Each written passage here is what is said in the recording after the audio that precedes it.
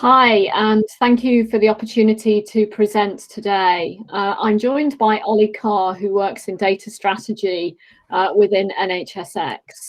We're going to talk to you about specifically access to medicines data.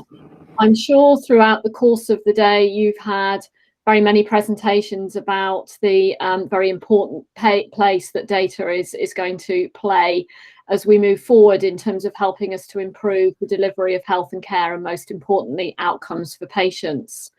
But what we wanted to do was talk to you a little bit about the work that's currently underway within NHSX, both from a strategic perspective and then more focused on the work that we're looking at in terms of medicines data specifically. NHSX, you may not all be familiar with, is an organisation which has brought together teams from within NHS England and NHS Improvement, as well as the Department of Health and Social Care. The aim of the organisation is to drive digital transformation of health and care. And collectively, we bring a whole diverse range of skills and expertise to actually move forward with that agenda. Olly and I demonstrate that ably, Olly coming from the Department of Health and myself coming from NHS England. The core aim for the organisation, well, the only way that the NHS is going to meet the challenge of rising demand and manage within its cost envelope and meet expectations for patients is to use digital technology as a facilitator to support transformation. There's massive potential to improve productivity, safety, and I'm sure we're all very well aware of the safety challenges in the medicines arena, but most importantly also the experience of the health and care delivered and outcomes for patients. And collectively and collaboratively, that's what we're looking to deliver over the next few years. The three key aims of the organisation are to digitise existing information and services, whilst ensuring that the information that we provide is accessible and can flow in an efficient and connected way between various health and social care settings. But the most important element of all of this is that then facilitates and underpins the transformation of the way in which we can deliver services to patients, improving efficiency, productivity, and better outcomes. And of course, one of the ways in which we do that, once we've got the digital information available, is to use the data and the information that provides us with to help drive forward that transformation. And work is now starting, or is just about to be published on the data strategy for NHS Health and Social Care. Olly. Thank you, Anne. So I'll talk to you today about the data strategy. But first of all, I'll give you a bit of context to the strategy. We know that COVID-19 continues to present a huge challenge to the health and social care sector. But what we do know is that our response has been informed greatly by the data we've had available to us. And it's really made an impact in terms of policy and planning decisions, as well as supporting on the front line. Coping notices, information governance guidance, statements by the ICO and the National Data Guardian help give the system confidence to share data to respond to this public health crisis. And what we want to do with the data strategy is build on that, look at how we can learn our lessons from the current crisis. And we know we can save lives by using data in the correct way, identifying and tackling barriers to success. At the same time, there's a need for discussion about the sharing of data within the health and social care communities, as well as with the wider public around these changes, and we're well aware of that. So our plan is that the data strategy will be published in draft form in mid-June. So by the time you're watching this, it will be a few days away, or if you're watching it recorded, you may even be able to access it now. And we're going to then have a full engagement period where we converse with the health and social care community. We want your input to look at what we've put down about how we can make this work. And then we'll be publishing a final version of the data strategy later in 2021. But what I'm going to do now is talk you through a brief summary of the data strategies, you can see some of the headlines and structures that are within it before you read through it. So we've divided the strategy up into 7 sort of chapters, and each chapter has a focus on a different group that will benefit from the contents of the data strategy. So the first chapter really focuses on people, or the citizen, or the patient, or the service user, depending on which context they're accessing it. And that looks at how we can ensure that data can be shared more widely across the system for direct care, for the direct benefit of the patient or service user, but also making sure that the patient or the citizen is closer to their health data by communicating transparently about how their data is being used and making sure they have access to that and an understanding of how it's being used. The second chapter is more focused on frontline staff. A big focus of that is about information governance. So looking at how can we give confidence to frontline staff about how data is, how they can share data and when they should be sharing data, and giving them the confidence to do that. But also looking at how we can reduce the data collection burden through consolidating and reducing duplication of data collections. Chapter 3 looks at decision makers throughout the system at both a local and national level. A part of that looks at about the proportionate sharing of data for wider purposes to support the health and care system, but also looking at how we can integrate local care systems to ensure more data flows. The right data is accessible within those ICSs, but also we can form bridges between those about sharing best practice. Additionally, there's a big focus there on the analyst community, how we can support the upskilling of analysts throughout the NHS, but also the wider health and social care sector. Chapter 4 focuses specifically on adult social care. And the reason for doing that is, whilst a lot of elements in the other chapters will also cover off adult social care, we thought it prudent, given the more fragmented nature of the adult social care system, to have a chapter focused on the particular challenges there and the particular opportunities presented. So one element of that looks at the improving access to information for the social care sector, and also looking at how we can integrate health and social care data, making sure there are better, more timely information transfers of the right data getting to the right people to support care. Chapter 5 focuses on research. So part of that looks at about how we can improve clinical trials through enabling researchers to be able to find cohorts more easily and more efficiently, and also looking at how we can provide safe and secure data for analysis and research from across the system. So how can we improve that? You may also be aware of the forthcoming Goldacre review. So we do mention the Goldacre review in chapter 5, but our aim is that once the Goldacre review is published, we will respond to that in the final version of the data strategy. Chapter 6 talks about the technical infrastructure, so the sort of hardware and software underpinning what makes the data available and makes the data flow. So it talks about modernizing the data architecture to ensure greater flows, better interoperability, and also about separating the data layer. So how can we make sure that data can be changed by both the NHS and third parties, and not just by third parties? How we can free up that data to enable a greater impact there. The final chapter talks about developers and innovators and how can we support them to improve health and care. We look at artificial intelligence innovation there. How can we make clearer regulatory frameworks to enable this, the huge opportunity that this presents, how that can be introduced to the front line to support workers, but for the benefit of patients as well.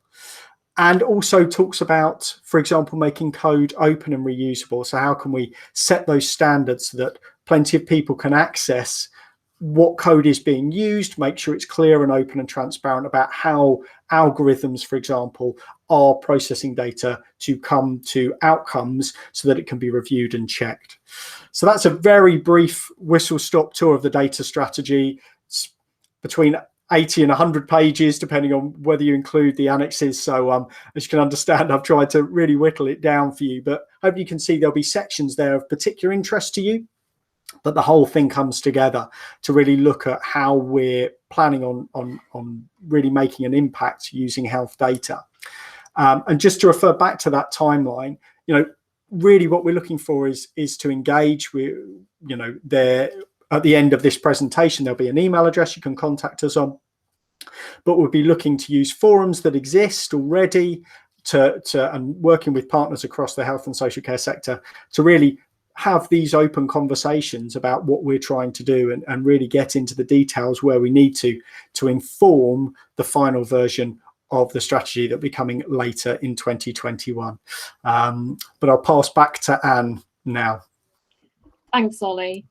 And building on that and looking at very specifically medicines, there is a program of work, very big program of work within NHSX, which looks specifically at interoperable medicines. And as Olly said, obviously having data and information interoperable is going to be absolutely critical and key if we're going to realise the potential of the information that we have.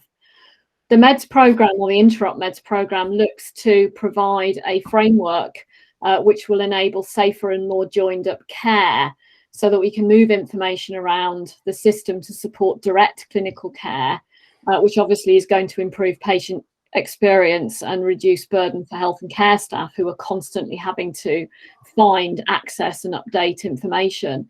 But more importantly, what this will also do is provide us with opportunities to reuse that data to support research. And that's one of the core elements of the work that we're doing as part of the whole Interop Med space. And we're undertaking it for a number of different reasons. There is information already available out in the system at the moment. You can get access to aggregated data and analytics. There's information from the BSA, open prescribing, I'm sure you're all well aware of, Prescript, fingertips, etc., etc., etc. There's lots of information available at local level that you can use and analyse and understand what's happening. But if you're wanting to link different data sets together and look at treatment over time, look at timelines, link to diagnosis, indication, age, and all the other components that we know go into make up differences in outcome, then you need to be able to access patient level data. And of course, access to patient level data comes with a number of constraints which have to be carefully managed, as Olly has already identified. But to do that means that we need to create a national collection which is carefully managed and handled. It's done in such a way as to ensure that we had minimal burden to the NHS, but provide the information that we know is going to help us with some of the new strategic work going on. For example, overprescribing, the review is due very shortly. We identified during the COVID-19 pandemic that there is a very definite need for linked medicines information. The information that was available at the time, which was rapidly completed, was used literally the day it landed within NHS Digital to support work that Sage was doing and to start to support some of the wider COVID work. So what are we doing moving forward and where are we going with this? So what's happening in the data space? As I said, the primary care patient level dispensing data became available within the NHS Digital Data Access Service from around about March, April, May last year. It goes back to 2018. There is some information not there at the moment. There are some legal restrictions that we have to comply with. There is no information on gender reassignment, no information on fertility treatment. And there is some information around STI, sexually transmitted infections, also removed at the moment to ensure patient confidentiality. That can be accessed through the Data Access Request Service, or the DARS request service within NHS Digital, and is available for people to access now. There are somewhere in the order of about 10 to 20 different organisations now actively using that data. For a very long time, we've been looking at how we actually access hospital level information. To date, we haven't had any patient level data. We've used stock control data as a proxy, and we've not been able to actually understand across the board exactly how medicines are being used. As part of the COVID response, we started to flow patient level data for secondary uses.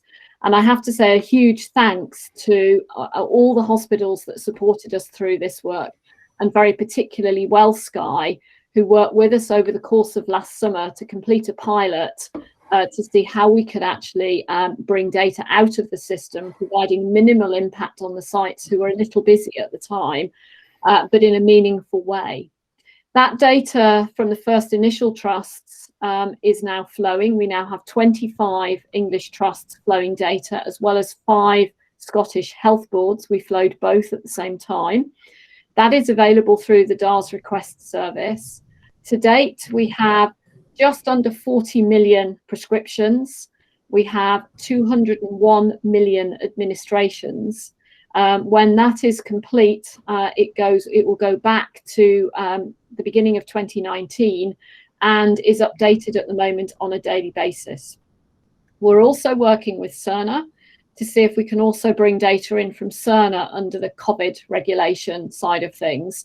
And if we can do that, then we will start to flow that data late this year.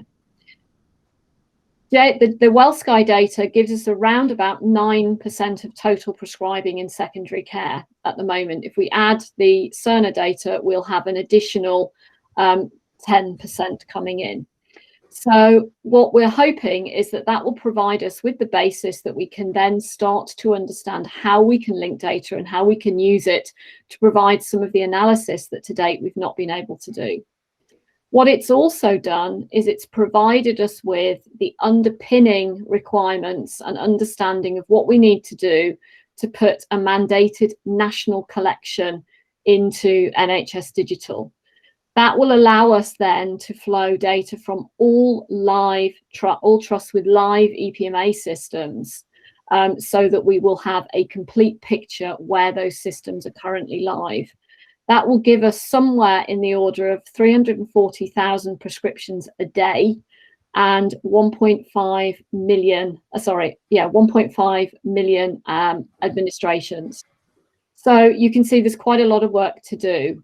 So where are we going now with that? We're now engaging with all the electronic prescriptions medicines administration suppliers on a common specification. Common specification actually is now complete. It was sent out to the suppliers earlier this week. So they've all got that. They've all been consulted and they know what it is going to have to be flowed.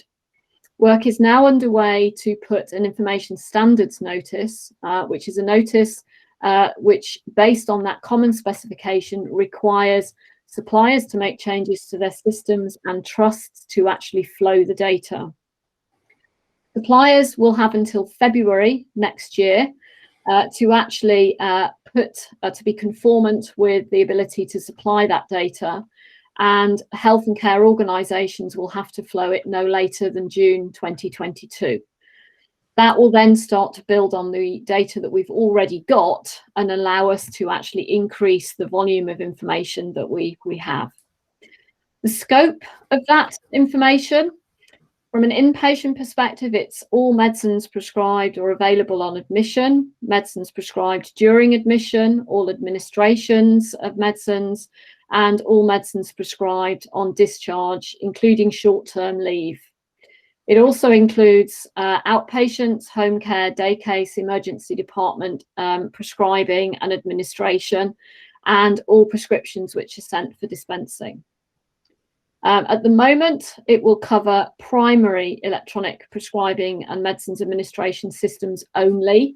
So things like chemotherapy and some of the small specialised systems will not initially be covered, but we will look to extend to those once we get this core collection out of the way and moving forward. Most importantly, we're also looking at this to help us drive up data quality in the medicine space. We will be looking and are looking at the information that's being flowed into NHS Digital to understand where and how we might improve DM&D. So the actual Dictionary of Medicines and Devices content, we've had feedback to suggest that it's incomplete. This will help us understand where those omissions may be, and we can use the information to improve the content. At the same time, it helps us understand how trusts are coping with introducing DM&D into their systems, and will allow us to help themselves, if you like, to improve the quality of data. More importantly, it's not about the quality of data for the work that we're doing on secondary uses. It's about ensuring that DM&D is accurate and up to date to support interoperability from a clinical care perspective. If you want to move information between systems, the quality of the data has to be absolutely spot on, or we risk errors being made. So far, we've identified that there were, from the trusts who fed data in, 117 medicines that they'd got listed with out-of-date codes. So they hadn't updated their dictionary sufficiently well. We had 5 distinct medicines on average where the active ingredient was different to the actual code that had been applied to it, so a potential error. And we've got just under 70% of medicines items within the data they fed us is actually mapped to DM&T. And what we've identified through internal work is that we can increase that mapping to just under 96% using tools that we've got, which suggests that there is some work trusts can do to actually increase the volume of mapping that they have to DM&D. And we'll be feeding back to individual trusts exactly how they can help themselves to move that forward.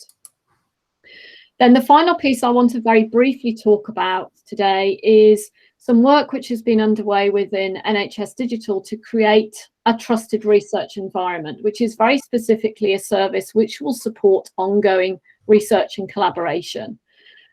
One of 4 national trusted research services that now exists in there was set up in April 2020 to support COVID work specifically. You may well have heard of it through some of the work that's been going on with the British Heart Foundation and the work that Kathy Sudbury's been leading. That is going to be expanded and will provide a service which is available to wider research groups moving forward. The NHS Digital, next slide, Olly.